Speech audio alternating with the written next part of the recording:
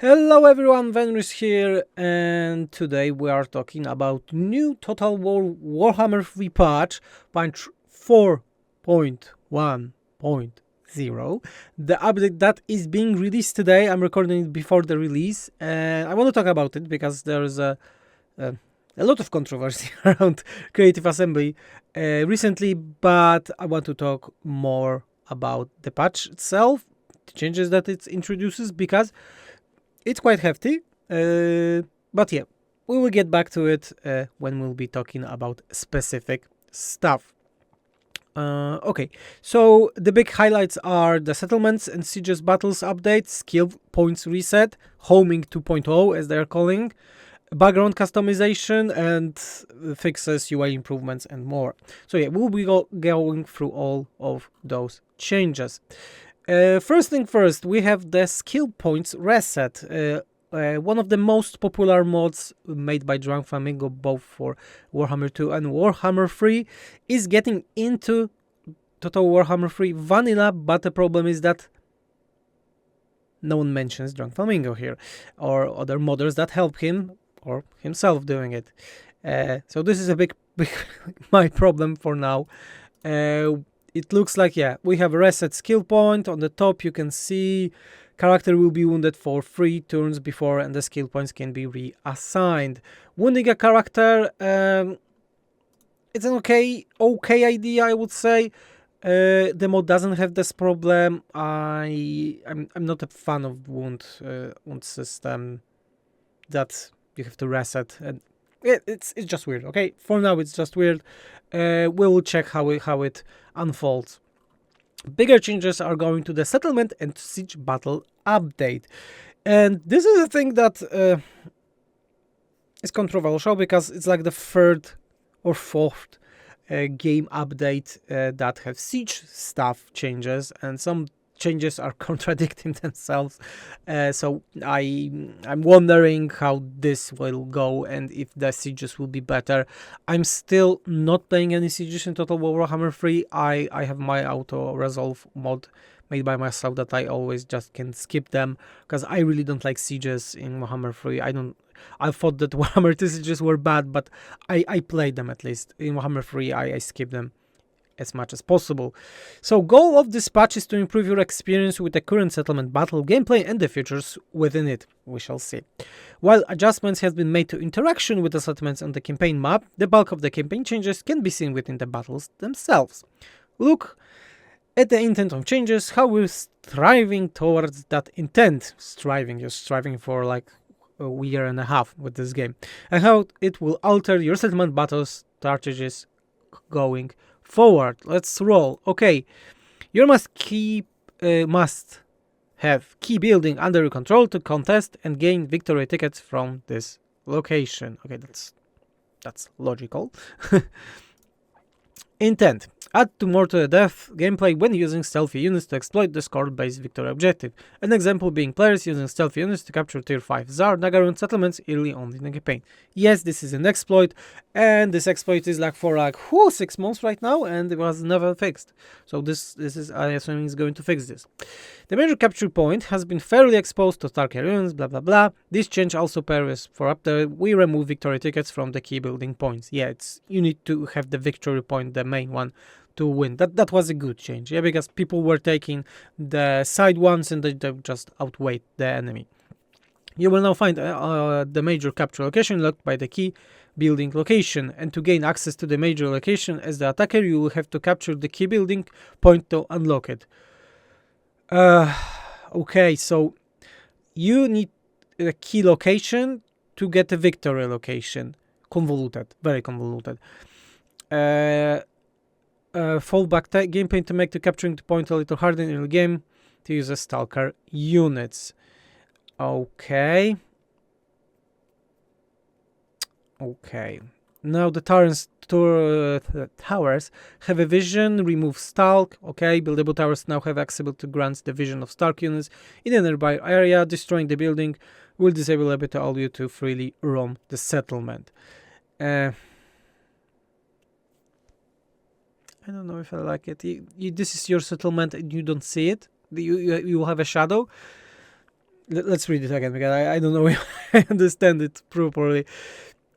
To further gameplay depth, when using stealthy units to exploit the score-based victory objective, currently Stalker or the other Stalker units can walk freely through the settlements being spotted. Buildable settlements tower now have the ability to grant vision of Stalker units in the nearby area. This is good. This is to aid the finding those sneaky units run through your streets unseen on the way to capture points. Destroying the building will disable the ability to allow you to freely roam the settlement. They should emphasize that it's for the attacker, I hope, because if it's for the defender also, then it's shitty. Additional barricade positions. Yeah, I was always fine with barricades. I think that you should be only able to be barricades and not the towers. It's way more fun in my opinion. More barricades, restricted single build changes. Okay, to reduce the player frustration and micromanagement when interacted with the toggle building system, by allowing a slot to only have a single building. The player attacker defender ratio is 70-30 for minor settlements, 87-30. I don't know how they are calculating it. For major settlement battles, the changes should make that these battles more manageable while playing as an attacker. We have changed the way the buildable towers and barricades can be interacted with battle. Deployment phase will remain the same. The battle phase will limit building slot to only one building. What this means is that once you build it in a slot, you will not be able to dismantle it or rebuild it when it is broken. Plus, once a building has been destroyed, it is gone forever. Fantastic change. Fantastic change. You destroy the barricade, you destroy the building, and you are fine. How many times you have a situation that you were attacking, you took the barricade, your army was moving, and in the middle of your army, enemy was making the barricade? I had this tons of time. You can still swap off the building upgrades variants through the battle, but you will not need to save up for more expensive towers to deploy them later in the battle. Amazing change. Amazing change. Remove the getting supply points during the battle and it's fine. Weapon damage versus building club balance. The damage caused by the missile attack split between base and armor piercing. Okay. You see now the damage multiplier. This is a thing that is in Warhammer 3 for quite some time. And yes, vanilla game had terrible values for those. It was one of the first things we changed in SFO. For example, units that are not artillery, so normal archers, things like that, deal only 10% of their damage to the buildings, so that way you are able to actually use those buildings and we're not afraid that the archers will take them. We changed ages ago. Nice that they are changing. Very good that it's on UI. Why so late? My question is always, yeah. Building health balance and progression, again, important thing. In vanilla forages, each tower had only different damage. The range was the same and the health was the same, and yeah, same goes with the towers that are on the walls. They were always the same health, and it was just bad, yeah. But that was since Warhammer 1, and they are now changing it when tons of mods already done this, not only SFO but many other. We have new backgrounds, self-explanatory. You can have the backgrounds from all the DLCs. It's okay, change. It's okay. The system for adding backgrounds is in Warhammer 3. We already made some backgrounds for SFO, so yeah, it's possible to do though. So I'm happy about that. We have some stability performance change, difficulty, and we'll make the release on checkbox. People are posting tons of that. There are tons of bugs on sea treasures still, on the sea lines. I hear that there are some Confederation one. I don't know how to check those really, because they are rare, but looks like they are looking on stuff, yeah. Okay, so in terms of the gameplay, we were coming projectiles were done, yeah. Other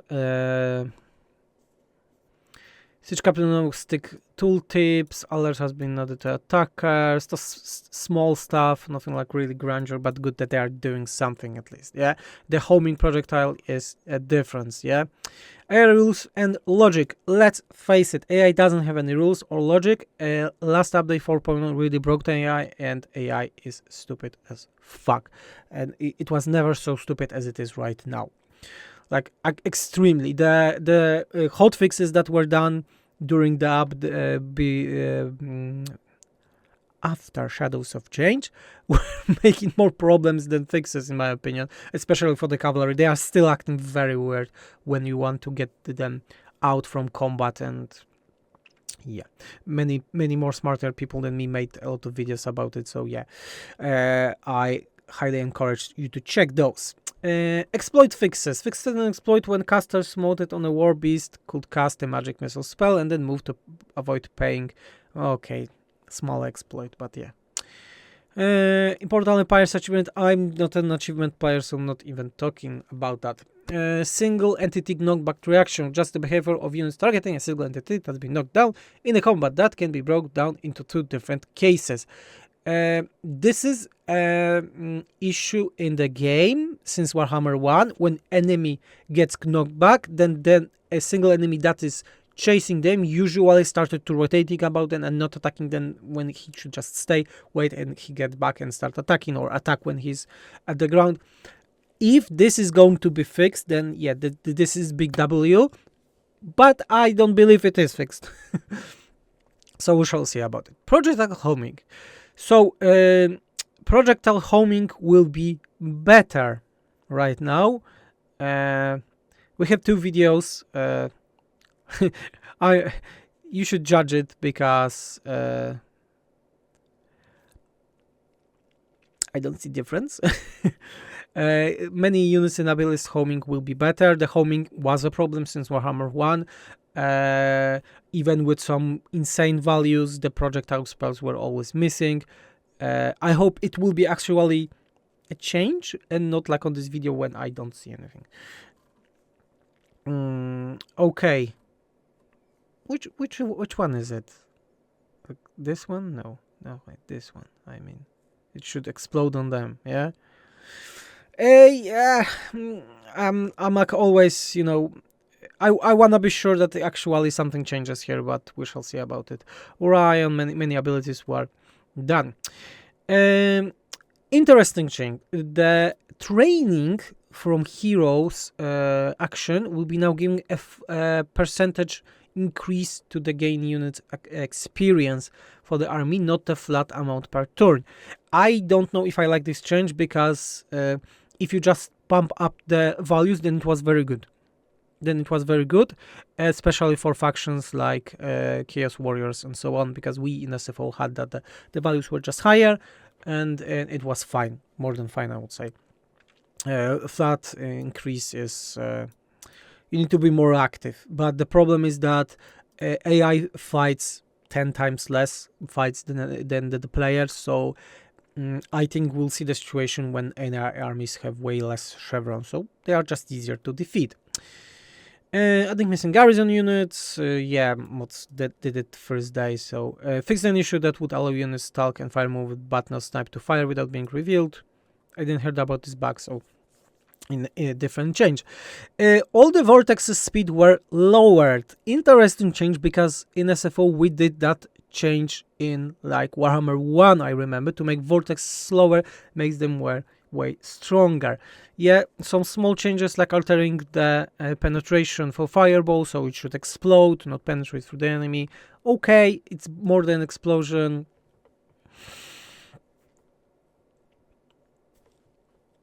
What can I say?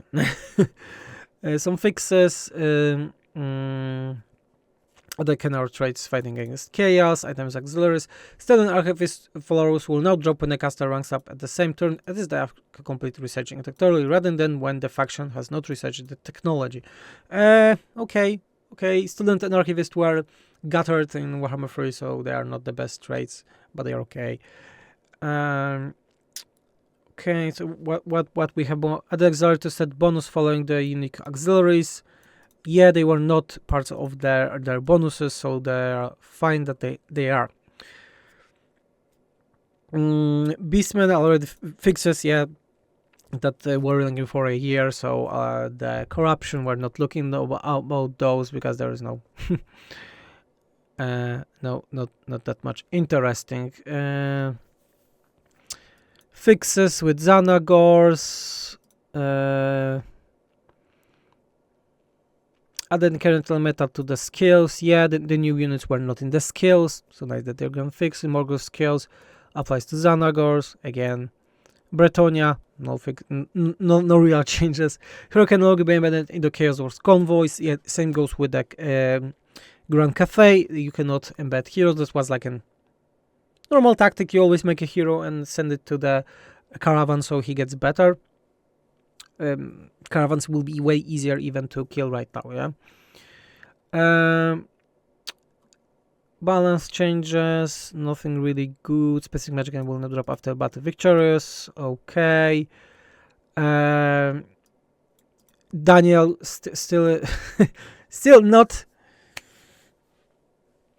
in the best place. Small adjustments only to him. Nothing really interesting. Dark Elves again. Nothing that will change your gameplay. The Medusa, Bloodrock Medusa, it's like a third rework in Warhammer 3 for them. They are still trying to make the Medusa interesting or a good unit. We shall see how it ends. Dwarves, the Great Temple of Shoot now provides off gold instead of Wits of Magic when constructed by dwarves. It's something at least. Heroes can no longer be embedded into caravans. I think that was talking. Settlement being constructed can no longer be cancelled from matters of state panel. Okay.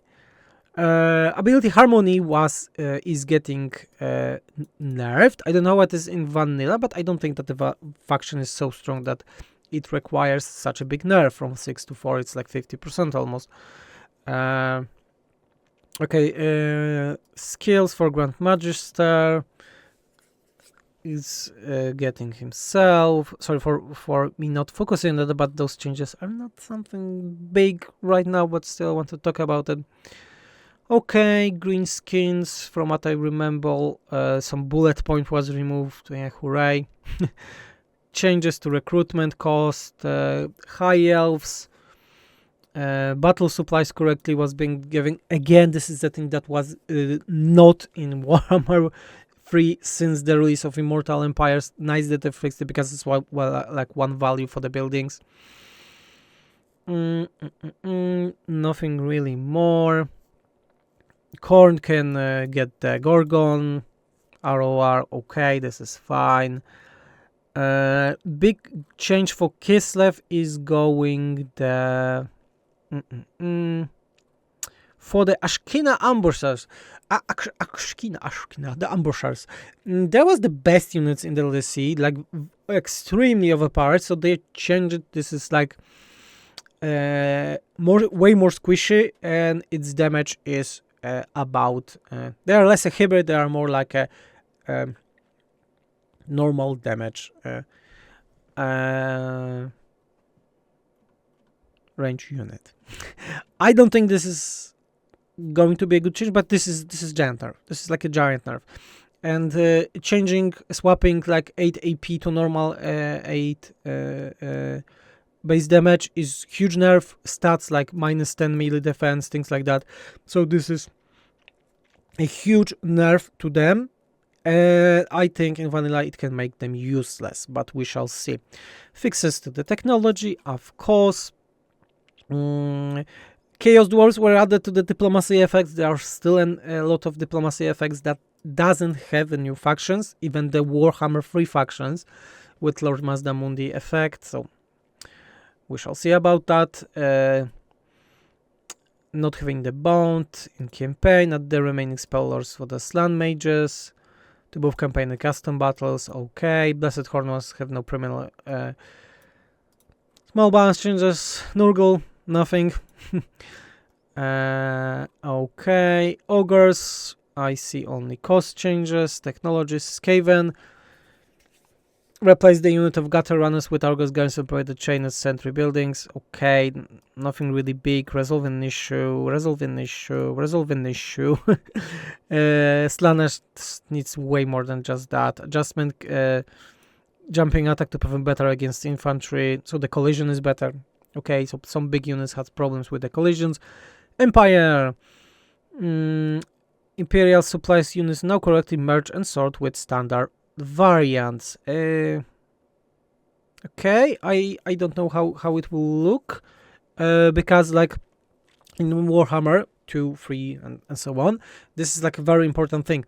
Many units had they're duplicates in tables. It means so game can use a specific unit for a specific mechanic. That goes with Imperial supplies units, Nakai units, some of the workshop units for Cave and things like that. And if they want to start merging those, I wonder how it will be look on the table side, because it can be quite janky. Okay, almost nothing. Zinj, tons of fixes to the long victory, added a search bar. Changeling got a nerf, big nerf in terms of his multiplier cost. Maybe not a nerf, but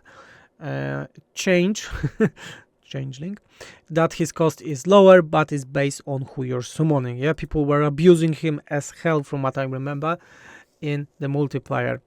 Blue scribes, okay, multiplier cost was lower. This is not a good change because they are also very strong. Okay, Xanagors and Technology Ogre shows the Doom Knights. Quests, change the rise dead recruitment capacity, added missing default. This is what I was saying, yeah, so relations between Quisef and vampire counts, things like that, were not updated since Immortal Empires. Events, fixes, more fixes, and more fixes, yeah. Campaign, spell browser can no longer be opened by clicking unit cards in battle. Okay. Golden Ferns will now spawn in the Realms of Chaos campaign. I never used them, so I don't know if they even spawned them. Intro movie for Realms of Chaos will now play properly. Fixed certain House of Mirror settings not working properly. House of Mirrors. Mirrors of Madness. I made a video about it recently, if anyone is using it. Fix the number of final battles, being wrong location, issues, southern settlements, the Pillars of Bone, constructed by more races. Okay, choke point adjustment, the collisions always a problem. Update barricades rotation, instance of passive. Okay, yeah, this one, in many battles, the quest battles, the enemies are passive or reinforcing all at once. Many people were accused for doing that, but no, that was vanilla changes, yeah. Just large 3 locations, multiplayer. I'm not a multiplayer, so I don't know. Clean the assets. In terms of graphical things, I want only for load to actually work, because load is not working for Warhammer 3 for me ever. I need to use the mod to not have square units when I zoom a bit, and my PC maybe is not the best, but it's not that shitty to have only low load when I'm playing everything on Ultra. Okay, audio fixes, UI can no longer pull the fast on the clicking diplomacy. Horde building, a lot, like there is a lot of small UI fixes and things like that. And an end note about this update. And with that, everything you just read for patch 4.1 will arrive in game tomorrow, so today, when I'm recording it. Jump in, try out the new settlement battles, strike your foes with homing projectiles, switch up your builds mid-campaign, and let us know what you get on with everything with patch has to offer. It never stops either. We'll be back with news on our next patch and content in the near future. That, as I said, is that for this particular update. Be good, be kind, and be loved, and of course, see you on the battlefield, the Total War team. So, this update, first of all, as a summary of it, is looking way better than patch 4.0. Those are actual changes, things that will actually change the gameplay, things that will make a difference. For me personally, I don't know what to think about the siege settlement changes. I think the siege battles needs just way more than to make them fun. Skill points reset is a good thing, but I think the original mod creator should be mentioned here, as it's like 1-to-1 added from what he did. Yeah, it's even in the same place. So I think it should be mentioned. Yeah, it was taken from the mod. Some UI changes, those are fine. A lot of fixes for the factions. We'll just see how many of those fixes are actual stuff. Battle adjustments with single entity, I don't believe those. And same goes with the projectile homing. I don't believe those, so I'll need to see by myself. As for the patch itself being like named big number and the small number, so 4.1. Yeah, this is a proper naming. So I would say that this is then the good amount of changes for us to have. The other topic that I would like to talk about here is this is like the first big moment when CA is contacting us, besides all the drama recently banning people on forums, the unfortunate announcement about the pricing of the DLC and so on.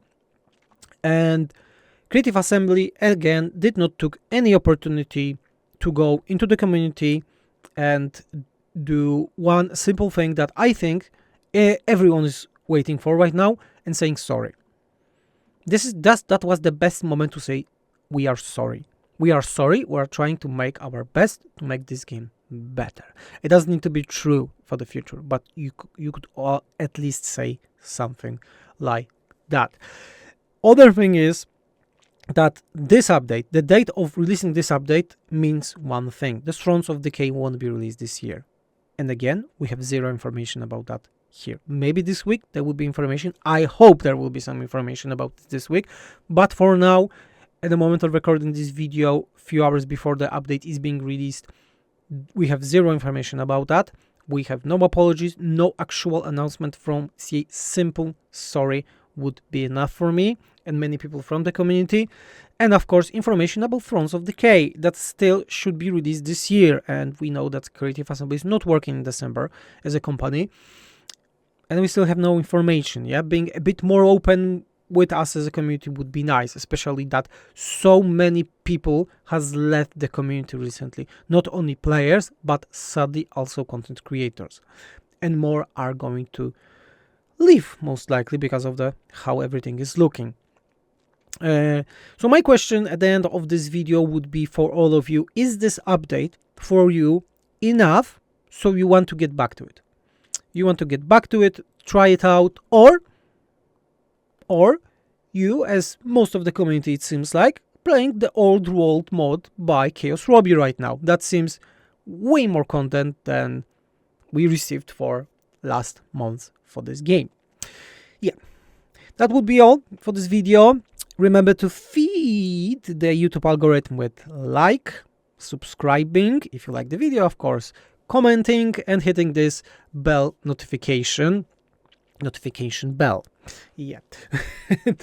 And yeah, as I said, my question is this update enough for you so you want to get back, check it out, especially if you didn't play a game for a long time? Because I'm talking with people and many of you are saying that you're not playing since Chaos Dwarfs even, so many months, because you didn't want to get back for Shadows of Change. Yeah, that was Venris, and I'm out. Have a nice one.